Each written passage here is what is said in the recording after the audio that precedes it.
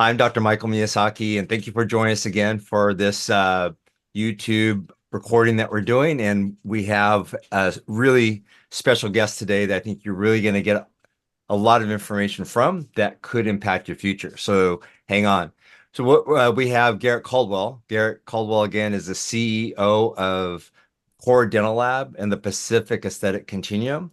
And our special guest today is Dennis Michaels, who is an attorney. So we'll have to watch what we say today, but I think it'll be good. But Dennis works over at Boot and Jones as an attorney there. They're a large law firm down in the downtown area of Sacramento. And what we want to do is, again, when we do these recordings, we are talking about the business of dentistry. And today, more than ever, in my almost 40 years, dentistry is being influenced by the corporate side. So we thought we'd bring in an expert. Dennis works with businesses large and small, from startups to very mature businesses, helping to guide them through all the twists and turns that businesses go through. And so we're going to talk about, I guess, how the corporate world's impacting dentists today. So Dennis and Garrett, very warm welcome to both of you. Hey, Thank you, Mike. Mike. Very nice to to see meet you again. Dennis, welcome. Nice to see you. you. Garrett, always a pleasure. Yeah.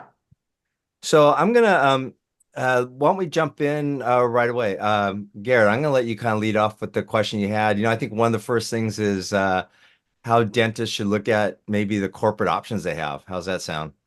Yeah, great. Yeah, Dennis and I talk quite a bit about the dental business and the challenges that the docs have, and a lot of our conversations have been around business and business structure. So it's great to have Dennis here today and really talk a little bit about what's happening in the dental world right now. The big thing is DSO, and maybe more importantly, how you might consider whether that's a good option for you or not. And if it is a good option, maybe how to prepare, or what's important to prepare for when you're getting ready to present to sell your business into an organization like that. Well, we see a lot of transactions that are in the offing with dental practices, not just dentists as well, but all regulated professions in California at least tend to follow a similar structure. So when we're talking about something like a DSO or some kind of a management service organization in other practice areas, other physicians or accountants or even law firms theoretically, we're talking about a professional organization that is where the licensed professionals reside, if you will, and for regulatory purposes. And most of the management side and the other assets of the practice are owned by another business entity, which can have non-licensed owners in it. And so this sort of structure with two heads represents really the management structure. The management side of it allows unlicensed parties to participate in this. This is what we think of as the traditional DSO structure. And the professionals, the clinical professionals, basically all work for a regulated entity, a professional corporation typically. And then they're related through really the core document that governs the entire relationship, which is essentially a management agreement that really covers just about everything: economics, governance, and everything else like that. And so that is a necessary structure in California because we have essentially the ban on the corporate practice of dentistry or the corporate practice of medicine, which prohibits non-licensed parties from owning directly an interest in these practices. So we're stuck with this practice, this structure, and it is, as you can imagine, pretty complicated. And there are some regulatory third rails that everybody needs to be aware of in order to help structure these things successfully.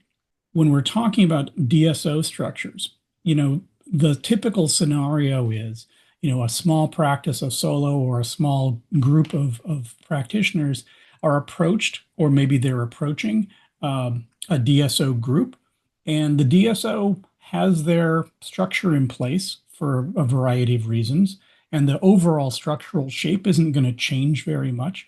And they're very seasoned, and their advisors tend to be very experienced with a lot of depth in the complexities of that particular structure. Know what you don't know, and there's a lot to know. Start early and try to get smart. And it doesn't mean you have to become an expert in anything of all these things. Everybody has a full professional load to deal with. And as you said, Mike, these are not areas where the practitioners in the trenches have received extensive training. They're competent, maybe excellent professionals at doing what they do. Oh, and by the way, they also have to be stellar business managers and team leaders, good partners, marketers, all the rest of that stuff, right? Just, add all that up, and it probably takes at least 2 or 3 full human beings to really be the most effective at that. So there's no way, and this is no different in my profession as well. I work with a lot of law firms as well, and it's the same problem. We're 100% professionals at what we do, and then we're also sort of pressed into involuntary servitude as managers to guide the ship, which is the most strategically important decisions that you're making for the livelihood of the practice and your partners if you're practicing with others. So get a team of advisors that have the expertise that you need. And the 3 that I think you need to plug in early on, you need to have a CPA or tax advisor with some degree of sophistication and depth. Okay, and particularly as you start looking toward a potential exit in these DSO structures, you need somebody who's maybe seen them before and can help do a little bit of the wargaming and the modeling to really understand what the opportunity presents, pros, cons, and how that specifically impacts the dentist or the partners in the group, what it is that it means to them, not the numbers that you're talking about. Oh, 5x, 10x this, some large, number that sounds great at a cocktail party, but what does it actually mean? There's what's on offer, and then there's what you keep. And how does that translate through? Because everybody's situation is entirely unique. So CPA tax with some sophistication is key. I think some point in that process, earlier rather than later, you really need to connect with someone who could be the strategic advisor to advise as to sort of the market and kind of what the business landscape looks like. It's not just what's going on in DSOs, but it's also what's going on in all of the opportunities for transition that practitioners face, right? So it's a continuum of choices that you have, and it's always important to try to get the best advice to say, where's the opportunity right now? We don't have control over the full length of our professional lives. We don't have control over the calendar necessarily, or the markets. If it's Monday, it's Friday, it could be something wildly different. And so again, to be best prepared for the opportunities that are in front of you, I think you need somebody to sort of bring that market and experience to bear. Your CPAs may be a partial source of that. Your lawyers may also be a partial source of that, or other colleagues that you deal with, or professional advisors. But I would say try to find somebody who is plugged into that space to really provide meaningful sort of assessment and guidance. The third, I think, on the 3 legs of the stool of your advisory team is get plugged in with legal counsel that could handle some kind of a transaction like this. That's really the third piece. We can identify issues. We can share the wealth of our experience, but we are not going to have as broad a view as, say, somebody like yourself, Mike, or Garrett, who are interacting more in the broader business environment. We may provide very narrow but deep technical advice, critical and essential. But again, we may also not be the ones that are providing the best, say, financial or tax advisory. That's why the CPA is plugged in. And neither one of those two really have the full landscape of, okay, here's what we're seeing out in the marketplace. Here's how things are shifting. And here's the tales from the front as to how these deals are working out and where movement is, geographies or scale of practice or what the appropriate metrics are. So get that team plugged in early, and then you can start filling in those holes, or at least have them on speed dial. So that when you have those questions, when you have those issues that arise, or you get that phone call, email, or knock on the door, you can react and help make sense of it. Is there a way that a dentist or a veterinarian or whoever may be listening to this podcast can research a DSO and get information about it other than what they're delivering as their public enticement or their to adopt? Great question, Garrett. And this is a challenge. This is very much of a challenge. These structures, by their very nature, are privately held. And so there's very limited information. This isn't, your Apple computer or your General Motors or something, and you can go read their 10K report and figure out what's going on with them. These tend to be groups of high net worth individuals up the ownership tree, other strategic partners that may be involved. There could be lots of players as you go further up the ownership tree with various interests that are there. And there's just really no common accessible repository for, who those folks are necessarily, et cetera. When you're, and this is what I'm about to say is also the same advice I would give to really any potential business transaction that a client's looking at. The initial getting to know you process, what we call due diligence, really needs to be a two-way street. We think of a large group coming in and buying a small practice, but what the DSO type transactions really reflect are that the dentist is joining another structure as much as they're taking out the practice, so to speak. This is the beginning of a relationship as much as it's the end of an old style of practice.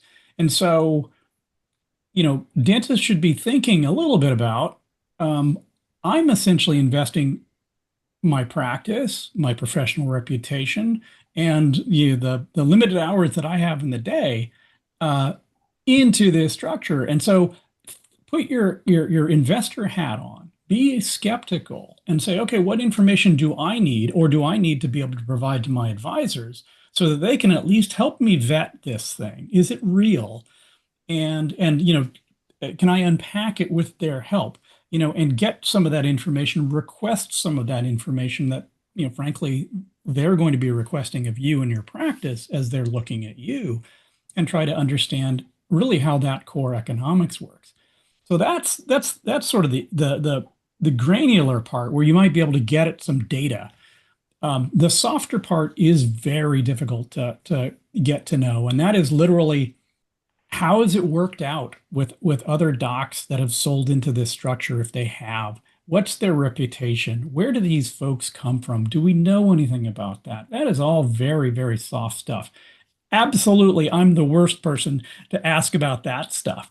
But, your professional organizations, the group of the other practicing, professionals that as well as, your advisor group, may have more insight into that as to trends and various reputations. But I mean, it is difficult.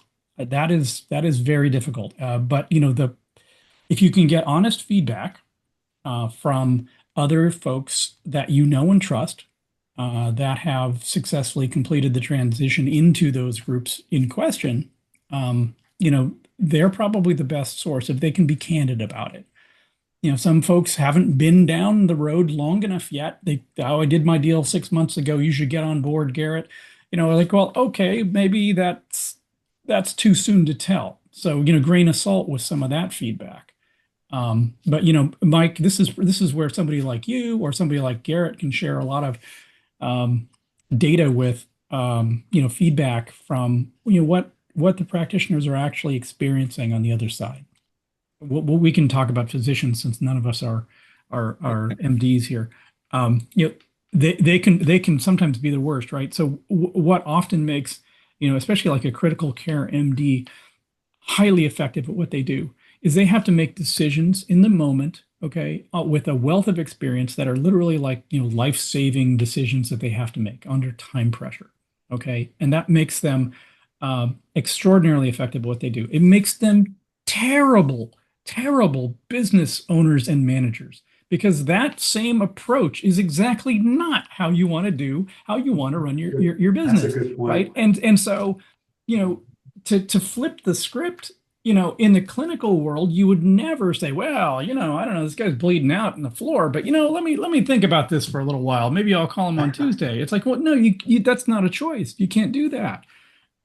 But it's equally quote unquote business malpractice to sit there and say like, oh, well, what did you sign? Oh, I don't know. But there's almost this kind of that confidence, which is a feature on the one side of the practice, is a bug on the other side, because it creates these vulnerabilities. And again, there's a very human element, a very emotional element here of if I spend my 18 waking hours a day exuding confidence and being in charge because I have to be. That's what my professional role needs to be, and the patients depend on that.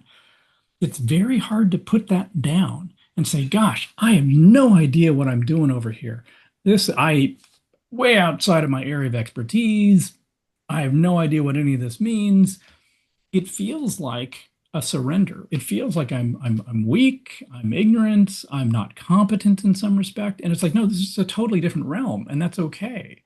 But that is a dynamic, and I see it most acute with some of the physicians again who have kind of that, like I said, that critical care kind of physician mentality of like, I'm the decider, time to make a decision made. And you're like, okay, except that you just decided something that has no relationship to reality, right? It's like, we've decided the three of us want a 50-50 deal.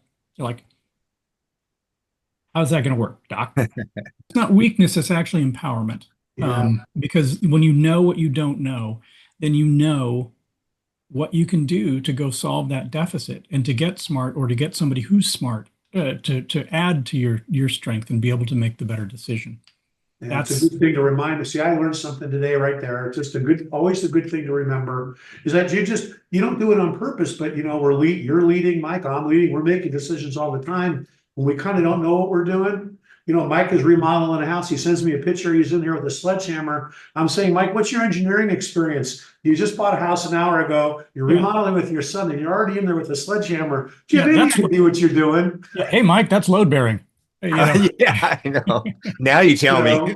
Yeah, exactly. I can tell you about your covered what could possibly go wrong. Yeah. I'm a dentist. I know I'm in control. Yeah. No, you're absolutely right. All right, everybody. If you like this information that Dennis is giving to you, and it really is good information, maybe you have to listen to this twice just to extract all the good thoughts. But if you like this information and you want to make sure that you don't miss any of it, well, number one, hit the like button, and two, hit subscribe. And when we put out a new episode, you won't miss all the information that these have packed into them. If you want to learn more about the PAC, go to the pac.org, and you can see when we do more courses, and some of our live patients, some are live, some of them could be online just like this. So if you want to stay in touch with the group, please check it out at thepac.org. All right, let's go back to hear more from Dennis. Thank you. How does the equation work out where private equity is making money and the dentists are making money, or in the long run, are the dentists making as much money as they think they are? That is an excellent question. That is the $1 million question that every dentist is going to have to try to prospectively answer. Is this a better deal for me to do this than plan B? What's plan B, right? Plan B is, I hope maybe I can sell my entire practice off to somebody else who's willing to pay me what I want for it and going to come good on paying that. When I advise some other groups, you look at a solo or a ones or twos or threes, and their transition strategy is essentially to get the younger practitioner into the practice to essentially fund the buyout of the retiring partner. And that's great. I mean, it feels good that you're kind of paying it forward in some respect, but as a seller, a retiring practitioner, there that junior professional is if they don't have a huge balance sheet upon which to draw. They're not going to write you a cash check, 100, percent of the purchase price there. And so you're going to have that transactional risk of are they going to be able to pay you off? They're paying for your retirement, on time, so to speak. There's going to be, some amount of debt financing there that's either going to come from the outside or it's going to simply come from the selling partner. Professional practices like yours and like mine, despite having lovely furniture and aging computers, there's not a lot of hard assets in these kinds of practices. I mean, this is not, oncology or radiology where we might have enormously expensive assets down the hall. It's basically the practitioners with, a rapidly depreciating asset base and their goodwill in the marketplace. And so there's a lot of risk in that plan B. Okay, so is plan A, this DSO structure, look like it's going to be something that would work out better? Well, this is where you need to do that kind of modeling and try to figure out, okay, how does this work out? And frankly, this is also where, the advisor in the middle of this continuum of analysis really is going to say, okay, we're looking at this potential deal. How does this DSO make money on this deal? What does that leave for me? Because I talked about that management agreement earlier in the podcast, and that sort of umbilical cord that connects these two otherwise unrelated entities, the practice and the ownership structure, that's the conduit. If I'm cynical, I'll say that's the conduit of value extraction, where the DSO group is sucking out everything that they possibly can of value legally and otherwise, because again, they're acquiring all the assets of the practice that the practice is not required to own.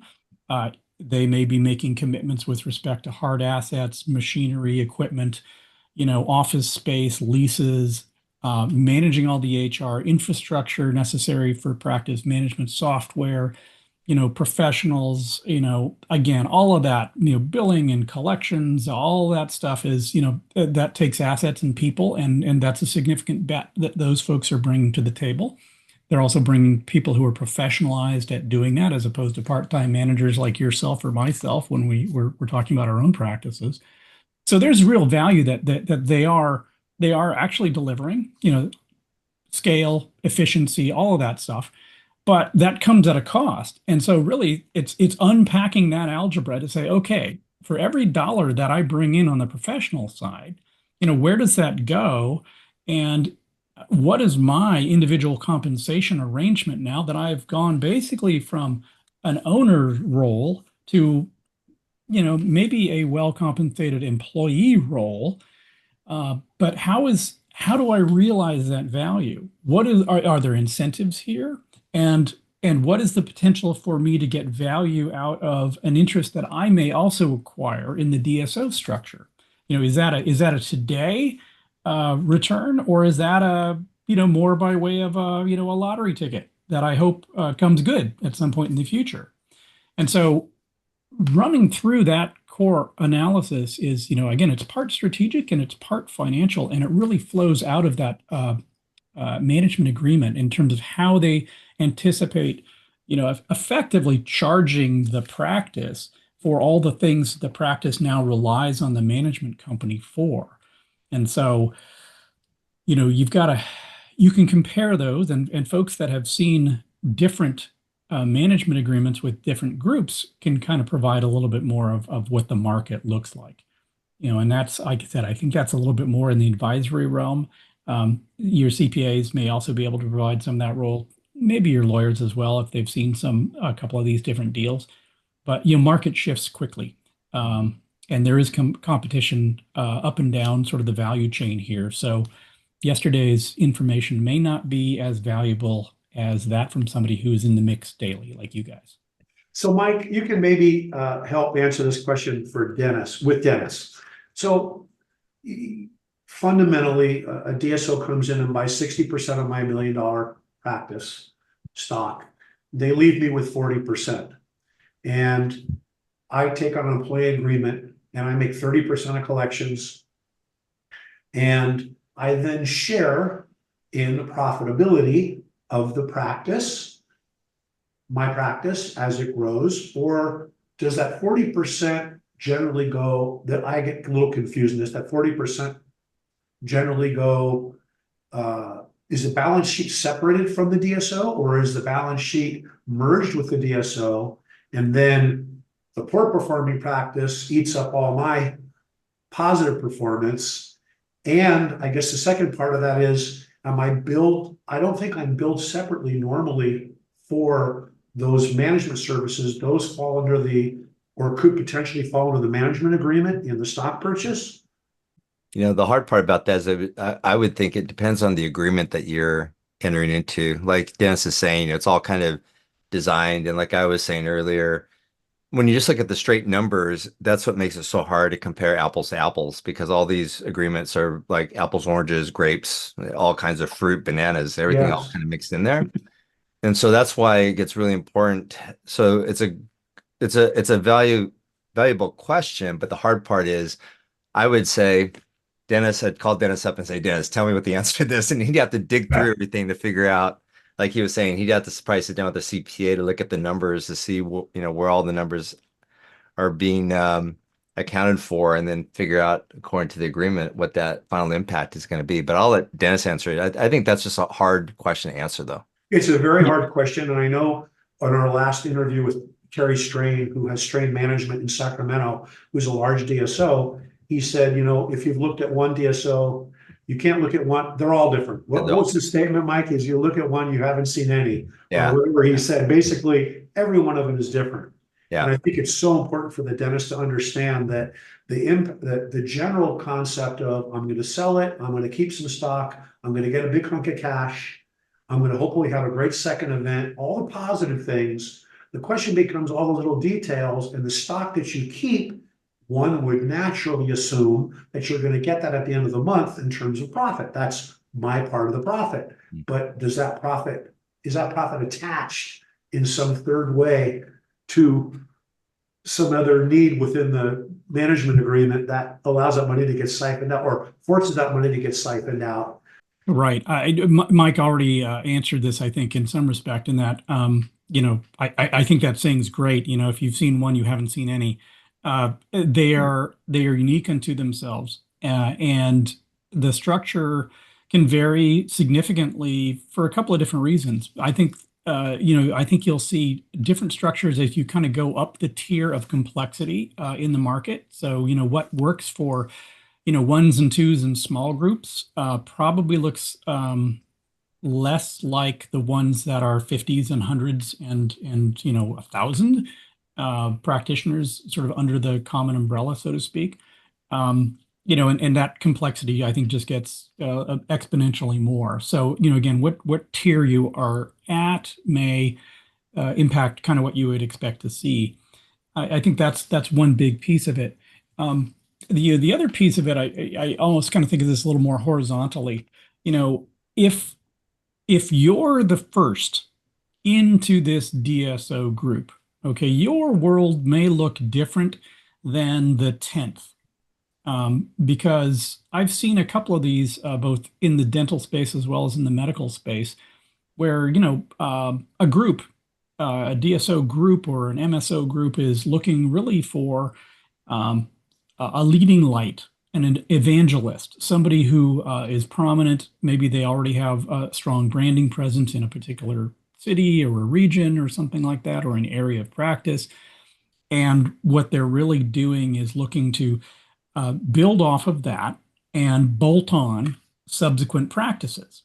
Well, that first mover probably has a different deal or faces different sort of core opportunities and maybe burdens as well than that 10th one who joined on.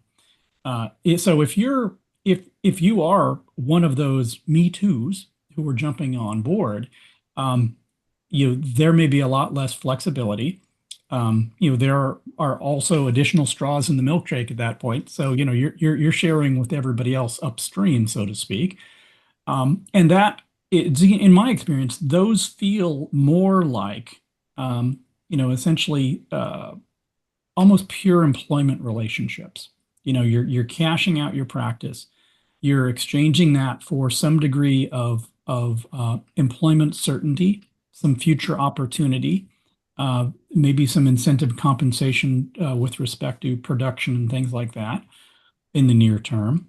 You're probably doing that with essentially a soft commitment of some period of years, so where you might not realize as much if you chose to terminate that employment relationship early. So there's that. So there's some golden handcuffs involved with some of that. And you're also, you're not giving up necessarily control over the way that you practice. You can't do that, or at least the law says you can't do that. And of course, as we all know, economics doesn't affect how any practitioner actually practices their licensed profession. I roll for those of you not looking at us live. But that said, those considerations, I think, when you're giving up control over the rest of your practice in exchange for, essentially the certain value, that can be pivoting a little bit here. That kind of goes to where you started, Garrett, with the emotional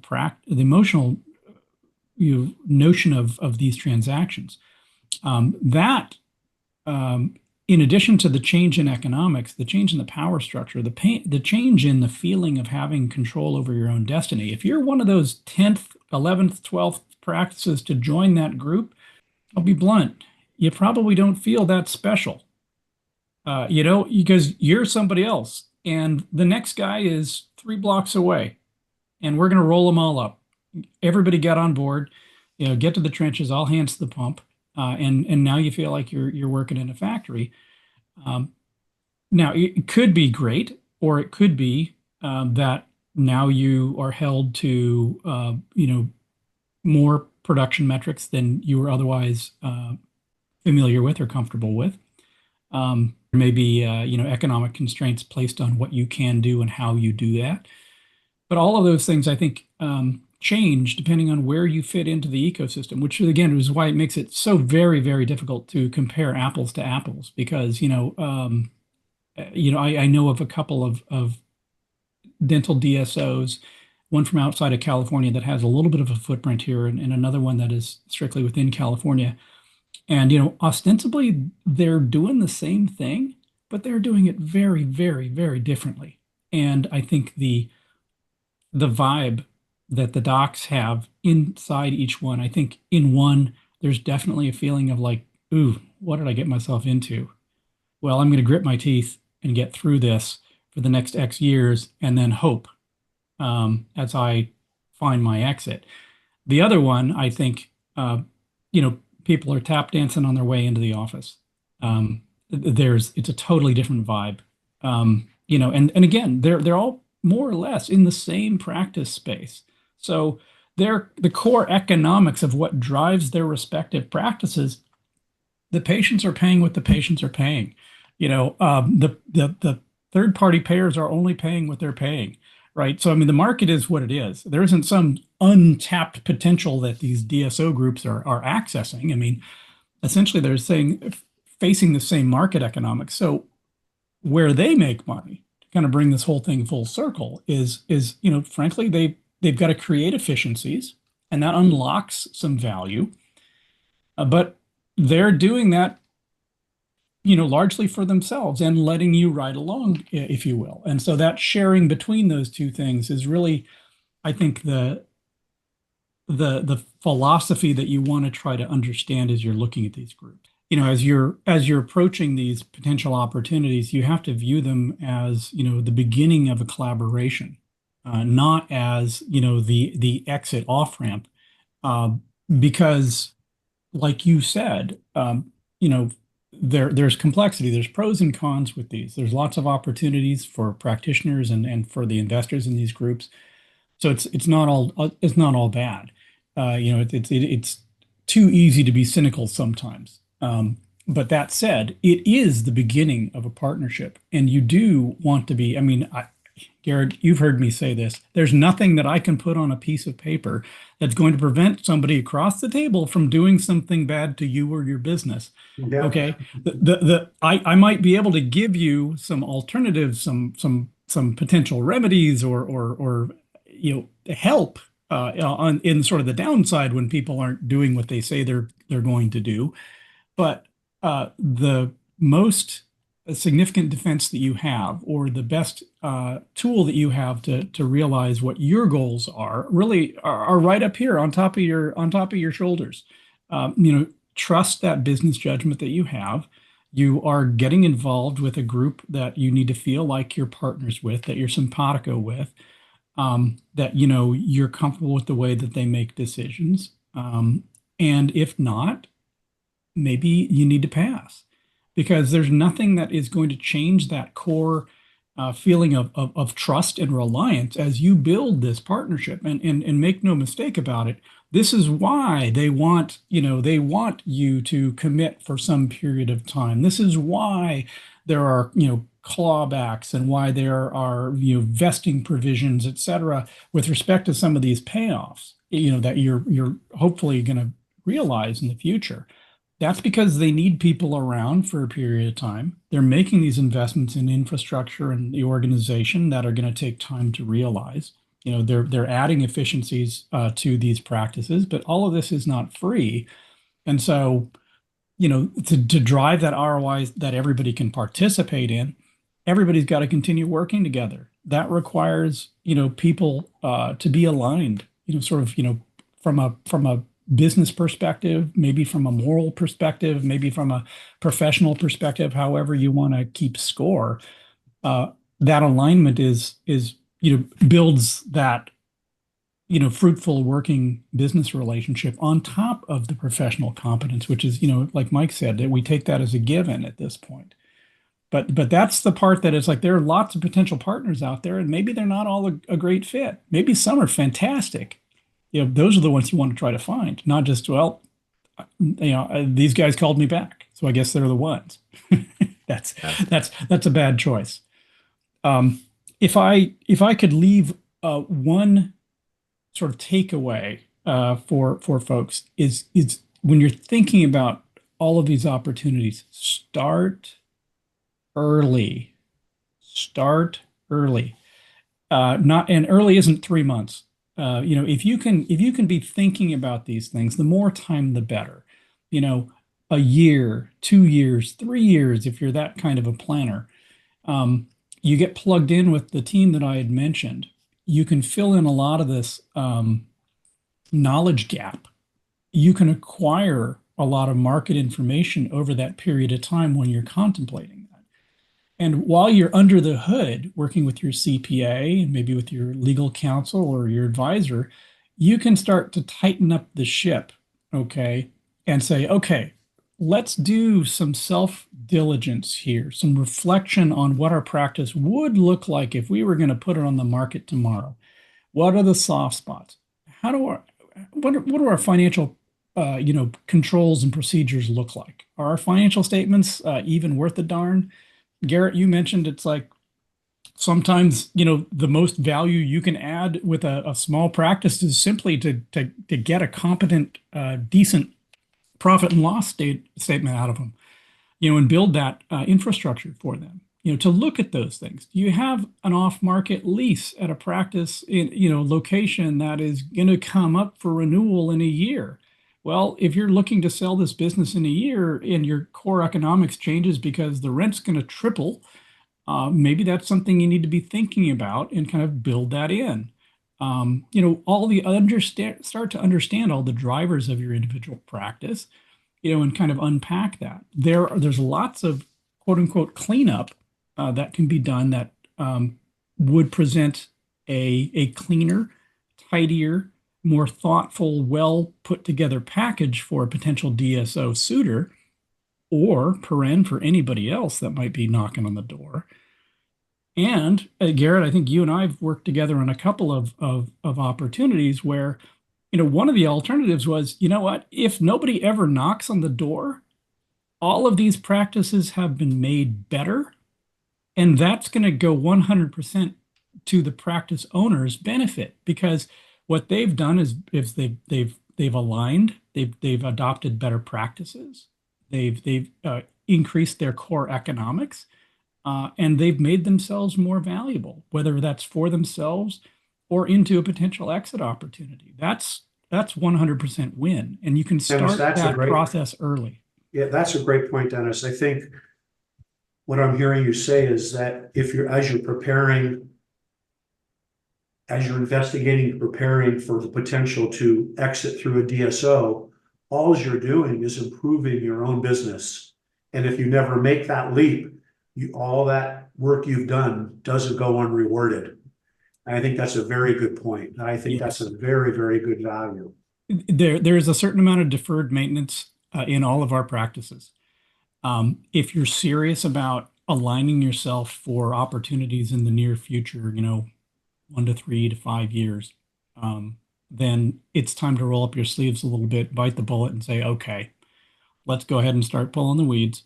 Let's start, sweeping the corners a little bit. Let's take a look, sort of top to bottom, and kind of say, all right, what can we do to improve? What can we do at least to give ourselves and somebody else a clearer picture?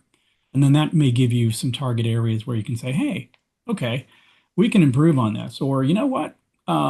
Maybe we want to shift some technology towards something that's more aligned with what the market is. That would make for a tidier transition in the future. Maybe that creates some ROI intrinsically in our practice. And like I said, if nobody ever knocks or you decide not to take the opportunity, you've still made yourself better. What about human resources? Understanding, and looking how these transactions transpire, where there may be redundancies that aren't obvious when you're first thinking about a DSO exit. I mean, this is intrinsic to any business acquisition process, right? So if you have an independent business, presumably you've got, a full tier, or whether these are full people or people who just happen to wear multiple hats. You've got people in functional roles, across all bits of management, right? So we think, marketing, HR, IT, all of those kinds of things, finance, et cetera. Even if that's, again, maybe it's that practice manager who you've grown with, and he or she wears 12 hats, depending on the day it is. Okay. And maybe you've grown to a point where you've got a couple of people dedicated in those roles. You have more people dedicated to billing. You have a few people who are more dealing with HR and scheduling and that kind of stuff. Where are these people going to go when you go through a DSO transition? How critical are they to the operation of the practice? And what is their role likely to be, if any, on the other side of a deal? So when we're thinking about combining businesses, maybe you've got somebody who is a chief financial officer in your practice.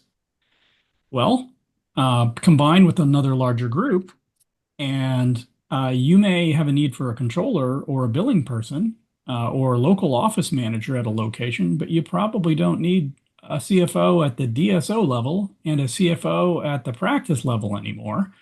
So we'll see often that kind of tier of middle management in a group, that slice goes away. Now that could be an entire person who goes away in one of these transactions, and you've got to manage that. And that may be that you need those people to stay around for 3 or 6 months post deal in order to affect a smooth transition. That comes at a cost too, because these people know that there's an end to the road, and it's 3 or 6 months down the road. And so coming up with a package that will incent them to retain them, to provide for the smoothest transition, that's a football that gets tossed back and forth in terms of how that economics gets born. That also, big surprise, identified a strategic vulnerability to you in your practice, and that you're very heavily reliant on these people. Are these people essential? Will they be needed on the other side, or are they disposable? And I say that not in the most cynical sense of the word, but from the DSO's perspective, are they just simply redundant? That may be something that you're not fully thinking about, and these may be people that you've shared the practice with for many, many years. And so you need to think about how the choices that you're considering making are going to affect those if that's something the way that you make decisions, and most of us are. We care very much about the team members that we have, especially ones that have been with us, for many, many years. They're as much of the part of the practice as the professionals are. And so that can be, collateral damage if you don't start thinking about that. And that's, again, that's another one of those things. Retention agreements and things like that, these essentially are arrangements between, for non-clinical personnel. Those tend to be folks that end up being employed by one of the DSO-owned entities because they can be. Whereas the clinical professionals typically have to be perform their service for as employees of the professional PC. So that relationship can change, and also in any deal like M&A deal, not just in the dental or medical space. That creates a little bit of a late deal dynamic that is a bit difficult to manage sometimes, because it's essentially a relationship between the buyer and your employees that you have an interest in, but it's not really your decision. It's not your relationship after the deal. They're basically going to be working for them. You don't control your employees, and you don't control the buyer, but everybody has an interest in trying to create that alignment for an outcome. You don't want the disruption for your long-time serving employees. You want to get them the best deal you can, but you're not the one that's really writing the check. And they want, from the organizational side, the DSO side, or whatever, the buyer side, they want everybody to have relatively common economics and benefits packages. They don't want practice A got a special deal and practice B got a different deal. They kind of want one class of citizen across the organization. And so there can be tension in resolving those things. That very, very thorny issue to deal with. And also, people have 2 feet at the bottom of their legs, and change is hard. And when change is in the wind, some people will choose to say, I don't want to go on board with the big company. I worked for I work for Dr. Miyazaki, and if he's not going to be the one making decisions, then I'm down the road. I think, Dennis, I think the majority of the DSOs try to keep the practices intact and try to keep that synergy going. But I do think it's something that the doctors need to be aware of, is that when you hear the word, we always talk about this, Dennis, when do you inform the team that you're thinking about selling? And my answer is always after you signed. Because if you do it before, there's a high likelihood that the mental fears that crop up in people think it's going to change, it's going to be different, and then the team walks out the door. So right. I brought it up only because I think it's important for doctors to understand that they should they should seek professional advice before informing the team that this is their plan. Yes. Because you may plan it but never do it, but end up losing a great team. That's exactly right. I mean, and this is a difficult balance to strike between being fair and transparent, and honoring the commitment that these longtime employees have given you, but also not causing undue alarm or, frankly, jeopardizing the viability of your practice. Because after the first phone call with the potential other side, you said, "Hooray! This is what I'm going to do," and then suddenly everybody got the willies and it started brushing up their LinkedIn and went down the road and said, "No, I don't want to do this." And you lose the good ones, frankly, before you lose the bad ones. And there you get into the clawback provisions, Dennis, that you talked about, which is all of a sudden the doctor's blaming the DSO, or the seller's blaming the DSO for causing all the fear, and the DSO says, "Sorry, you better figure out how to get your team put together," because they're not really wanting to run your practice. They're really there to try to keep that practice in as a whole. So I think the biggest thing that I learned in our last few interviews was thinking about transitioning your practice not as an exit strategy, but as a legacy practice, as a legacy strategy. I really like that word. We're going to go from here and keep going as a group. We're not going to end. We're not going to stop. And how important it is for the team to understand that and be on board. Right. And with the right team and the right buyer group on the other side, those can be really good, life-changing, positive transitional opportunities. Yeah, no, I think we appreciate your time. This has been a lot of the minutia, the insights that a lot of clinicians need. So, Dennis, no, we appreciate you sharing all your thoughts. And if you have sat with us and listened to this or watched this, you've gotten at least $1,000 to $2,000 worth of value right in this one program. So, we really appreciate that, Dennis. So again, thank you, Dennis, for being part of the program. Dennis is over at Boot Jones, a law firm that's in downtown Sacramento. And if, as Dennis was saying, if you need him or would like him to be part of that strategic team, your advisor, your attorney, and your tax-oriented CPA, he'd be glad to be part of that team. And I think you saw that he has the insights. It doesn't just have to do with dentistry. So if you're a dentist watching this, but you're going to roll up another type of business, give Dennis a call too. He's just not limited to dentistry. Dennis, thank you so Yeah, much. thank you very much. All right. Thanks, guys. Okay, Mike, thank you. All right, thank you. You guys take All care. right. You too. Mike. Bye-bye. Bye-bye. All right. Well, I hope you enjoyed this episode with Dennis Michaels, and I got a lot of information.